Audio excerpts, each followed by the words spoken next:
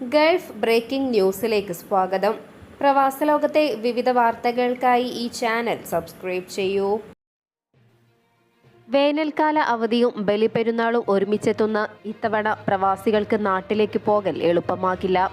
കേരളം ഉൾപ്പെടെ ഇന്ത്യയിലേക്കുള്ള ടിക്കറ്റ് ബുക്കിംഗുകൾ വിമാന കമ്പനികൾ ആരംഭിച്ചതോടെ ടിക്കറ്റ് നിരക്ക് 4 ഇരട്ടി വരെയാണ് വർദ്ധിപ്പിച്ചിരിക്കുന്നത്. ജൂൺ ആദ്യവാരത്തിലാണ് ഒമാനിൽ വേനലവധി ആരംഭിക്കുക. ജൂൺ 3-ാം വാരത്തിലാണ് പെരുന്നാൾ എത്തുന്നത്. ജൂൺ ആദ്യവാരം മുതൽ 3-ാം വാരം കഴിയുന്നതുവരെ 100 റിയാലിന് മുകളിലാണ് ഒമാനിൽ നിന്നും കേരളത്തിലേക്കുള്ള ടിക്കറ്റ് നിരക്കുകൾ.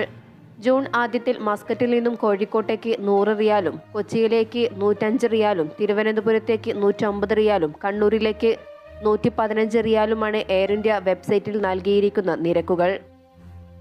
എന്നാൽ പെരുന്നാളിന് തൊട്ടു മുമ്പുള്ള ദിവസങ്ങളിൽ കോഴിക്കോട്, കണ്ണൂർ സെക്ടറിൽ 115 റിയാലും, കൊച്ചി, തിരുവനന്തപുരം സെക്ടറുകളിൽ 140 റിയാലിന് മുകളിലുമാണ് ടിക്കറ്റിന് ചെലവ് വരുന്നത്.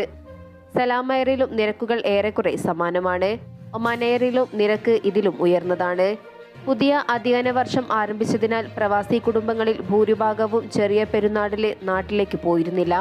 സ്കൂൾ അവധി ആരംഭിച്ച ശേഷം എത്തുന്ന ബലിപെരുന്നാളിന് നാട്ടിലേക്ക് പോകാൻ കാത്തുനിൽക്കുന്നവർക്ക് ടിക്കറ്റ് നിരക്ക് ഇരുട്ടടിയാകും.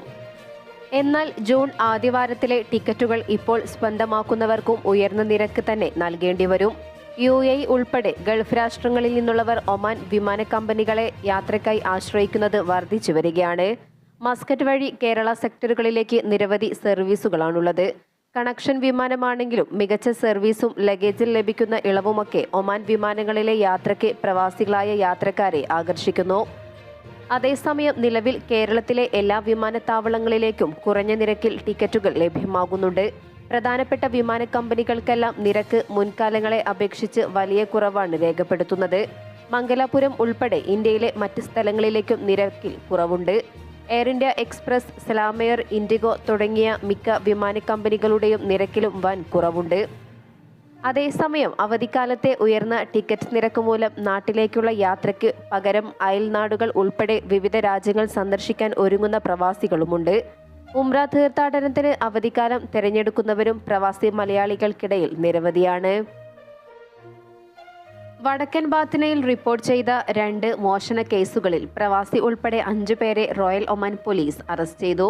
പൊതുസ്ഥാപനത്തിൽ നിന്നും എയർ കണ്ടീഷൻ സാമഗ്രികളും ലുവയിലെ സ്വകാര്യ കമ്പനി വെയർഹൌസിൽ നിന്നും ഇരുമ്പും മോഷ്ടിച്ച സംഭവങ്ങളിലാണ് പ്രതികളെ ബാത്തിന പോലീസ് കമാൻഡ് പിടികൂടിയത്. ഇവർക്കെതിരെ നിയമ നടപടികൾ സ്വീകരിച്ചതായും പോലീസ് വ്യക്തമാക്കി. സമാന മോഷണ സംഭവങ്ങൾ നേരത്തെയും റിപ്പോർട്ട് ചെയ്യുകയും നിയമ നടപടികൾ സ്വീകരിക്കുകയും ചെയ്തിരുന്നു. കഴിഞ്ഞ ദിവസം കൂടുതൽ മഴ ജബൽ അക്തറിലാണ് ലഭിച്ചതെന്ന് ജലവിഭവ മന്ത്രാലയം റിപ്പോർട്ട് ചെയ്തു. 31 മില്ലിമീറ്റർ ആയിരുന്നു പ്രദേശത്തെ മഴയുടെ അളവ്. അൽഖാബിൽ 16 മില്ലിമീറ്റർ, ഇസ്കി 13, ഇബ്ര 12, മുദൈബി 6, ദിമവാദി അൽത്തയേൻ 2 മില്ലിമീറ്റർ എന്നിങ്ങനെയാണ് മറ്റ് പ്രദേശങ്ങളിലെ മഴയുടെ അളവ്. കനത്ത മഴയിൽ വടക്കൻ ബാത്തിന ഗവർണറേറ്റിലെ മുദൈബി വിലായത്തിൽ വാദിയിൽപ്പെട്ട് കാണാതായ ആൾക്ക് വേണ്ടിയുള്ള തിരച്ചിൽ തുടരുന്നു. റോയൽ ഒമാൻ പോലീസും സിവിൽ ഡിഫൻസ് വിഭാഗവും തിരച്ചിലിനായി രംഗത്തുണ്ട്. മുങ്ങൽ വിദഗ്ധരെ ഉപയോഗപ്പെടുത്തി വെള്ളക്കെട്ടുകളിലും തിരച്ചിൽ നടത്തിവരികയാണ്. വെള്ളം കയറി ഇറങ്ങിയ പ്രദേശങ്ങളിൽ കൂടുതൽ സുരക്ഷാ ഉദ്യോഗസ്ഥരെ ഉപയോഗപ്പെടുത്തിയാണ് തിരച്ചിൽ നടത്തുന്നത്. അതേസമയം ദാഹിറ ഗവർണറേറ്റിലെ ദംഗ് വിലായത്തിൽ വാദിയിൽപ്പെട്ട് കാണാതായ ആൾക്ക് വേണ്ടിയുള്ള തിരച്ചിലും തുടരുന്നു. പോലീസ് നായ, ഡ്രോൺ എന്നിവയുടെ സഹായത്തോടെയാണ് പോലീസും സിവിൽ ഡിഫൻസ് വിഭാഗവും തിരച്ചിൽ നടത്തുന്നത്. നാട്ടുകാരും സഹായവുമായി അധികൃതർക്കൊപ്പം രംഗത്തുണ്ട്. നേരത്തെ തിരച്ചിലിനിടെ വിദേശിയുടേതുൾപ്പെടെയുള്ള മൃതദേഹം കണ്ടെത്തിയിരുന്നു. കഴിഞ്ഞ ആഴ്ചയിൽ പെയ്ത മഴയിൽ കുട്ടികളും മലയാളിയും മറ്റ് വിദേശികളും ഉൾപ്പെടെ 21 പേരാണ് മരണപ്പെട്ടത്. 100 കണക്കിന് പേരെയാണ് സുരക്ഷാ വിഭാഗങ്ങൾ വാദിയിൽ നിന്നും വെള്ളം കയറിയ വീടുകളിൽ നിന്നും കുടുങ്ങിപ്പോയ വാദിയിൽ നിന്നും ഉൾപ്പെടെ രക്ഷപ്പെടുത്തിയത്. അധികൃതരുടെ അതിവേഗത്തിലുള്ള രക്ഷാപ്രവർത്തനങ്ങൾ നിരവധി പേരെ സുരക്ഷിതരാക്കി. പ്രതികൂല കാലാവസ്ഥയെ തുടർന്ന് നിർത്തിവച്ചിരുന്ന മസ്കറ്റ്, ഷാർജ, മൊസലാദ് ബസ് സർവീസ് ഇന്ന് പുനരാരംഭിച്ചു. വ്യാഴാഴ്ച മുതൽ സാധാരണ നിലയിൽ സർവീസ് നടത്തുമെന്ന് ഇന്നലെയാണ് ദേശീയ ഗതാഗത കമ്പനി അറിയിച്ചത്. കഴിഞ്ഞ ആഴ്ചയിൽ ഒമാനിലും UAEയിലും പെയ്ത കനത്ത മഴയെ തുടർന്ന് സർവീസ് താൽക്കാലികമായി നിർത്തിവെക്കുകയായിരുന്നു. മസ്കറ്റിലെ അസൈബ ബസ് സ്റ്റേഷനിൽ നിന്നും ഷാർജയിലെ അൽ ജുബൈൽ സ്റ്റേഷനിലേക്കും തിരിച്ചും പ്രതിദിനം 2 സർവീസുകൾ വീതമാണ് മൊസലാത്ത് നടത്തിവരുന്നത്. പുലർച്ചെ 6:30 അസൈബയിൽ നിന്നും പുറപ്പെടുന്ന ബസ് ഉച്ചതിരിഞ്ഞ് 3:40 വൈകുന്നേരം 4:30 പുറപ്പെടുന്ന ബസ് അർദ്ധരാത്രി 1:10 അൽ ജുബൈൽ സ്റ്റേഷനിലെത്തും. അൽ ജുബൈലിൽ നിന്നും പുലർച്ചെ 6:30 പുറപ്പെടുന്ന ബസ് ഉച്ചയ്ക്ക് 2:30 വൈകുന്നേരം 4 മണിക്ക് പുറപ്പെടുന്ന ബസ് രാത്രി 11:50 അസൈബ ബസ് സ്റ്റേഷനിലെത്തും. 10 ഒമാനി റിയാലാണ് ടിക്കറ്റ് നിരക്ക്. യാത്രക്കാർക്ക് 7 കിലോ ഹാൻഡ് ബാഗും 23 കിലോ ലഗേജും അനുവദിക്കുന്നുണ്ട്. കഴിഞ്ഞ ദിവസങ്ങളിൽ പെയ്ത മഴയ്ക്ക് പിന്നിലെ പകർച്ചവ്യാധികളെ പ്രതിരോധിക്കാൻ ക്യാമ്പയിൻ പ്രവർത്തനങ്ങളുമായി മസ്കറ്റ് നഗരസഭ രംഗത്ത്.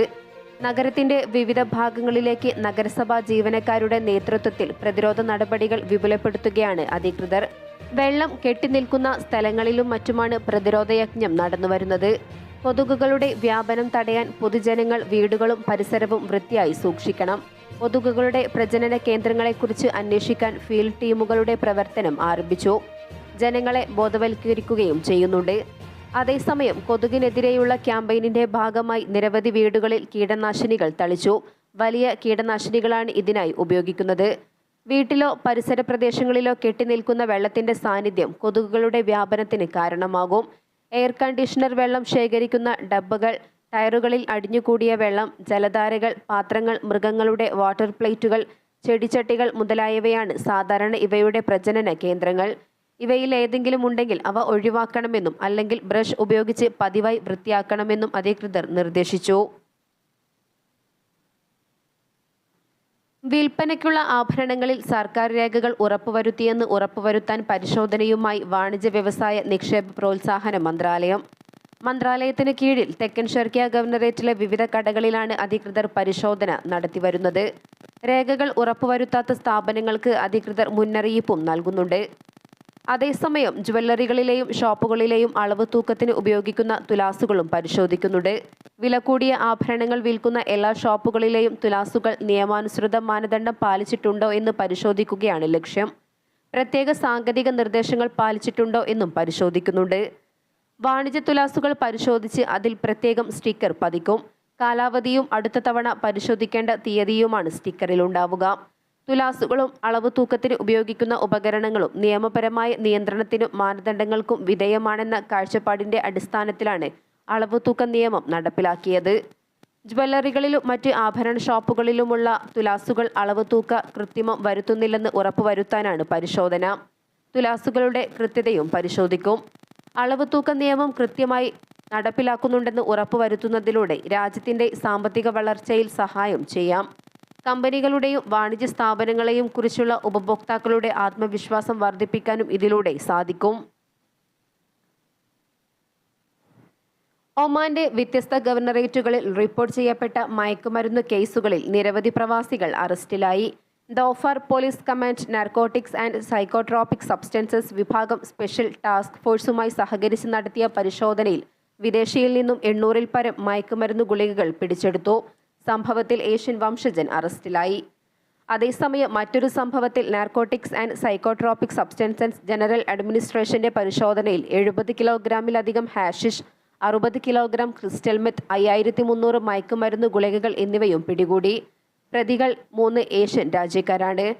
ദോഫാറിൽ കടൽ വഴി കടത്താൻ ശ്രമിച്ച 1000 പാക്കറ്റ് ഘട്ടും പോലീസ് പിടിച്ചെടുത്തു.